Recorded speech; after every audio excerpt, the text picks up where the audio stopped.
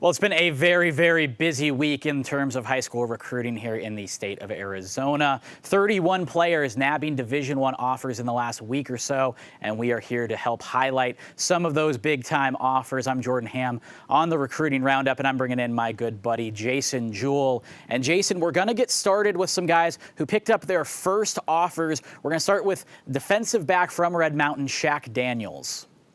Yeah, I like Shaq Daniels, a good corner with very, very good length. He got his first Division I offer, and it comes from Liberty. We saw Liberty come in last year and have some success on the recruiting on signing day, landing Isaac Steele out of Mesa Community College and Centennial High School before that. So, the Flames come back here going after another DB. Matt Polk and Jacoby Covington, two guys over at Saguaro, both pick up their first offers, both of them coming from the SEC.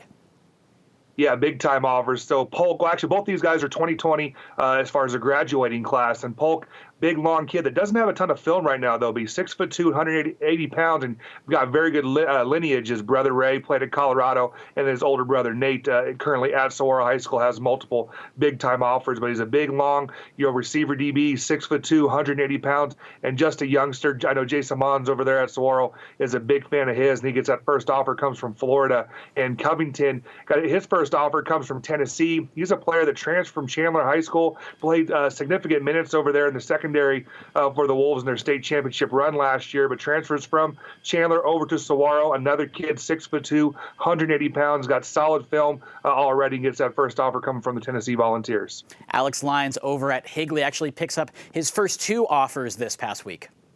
Yeah, another kid that's kind of now transferred. He was at ALA Gilbert last year, one of the charter schools, transfers over to Higley High School, and he's another player that's in that 2020 class. He's a 6'4", 225-pound tight end that just lit up that charter school league last year, had 27 catches, 477 yards, and 8 touchdowns last year. First two offers come in. They come from Louisville and from Memphis. Hamilton is returning a lot of big receivers, both in terms of prominence and stature. One of them, Brendan Shanks, he's a kind of a tight end wide receiver. He picks up his first offer.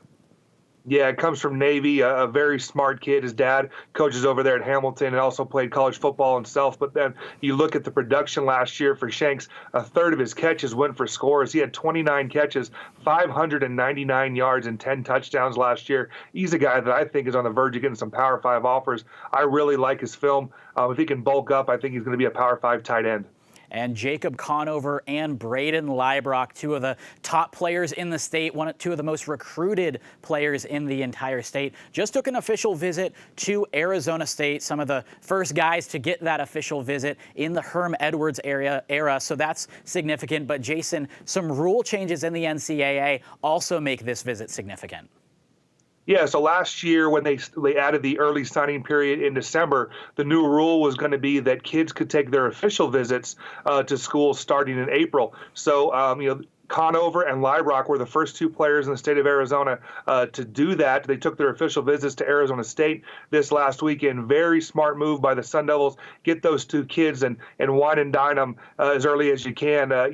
Those are very, very good players. And if Arizona State's able to land those two guys, that would just kick off that recruiting class. They would be two stars in the making, two homegrown talents. Yeah, both of those guys getting a lot of attention from some of the top programs in the entire country. It would be quite a package deal if the Sun Devils could pull that off. Thanks so much for tuning in to the Recruiting Roundup here on Sports 360 AZ.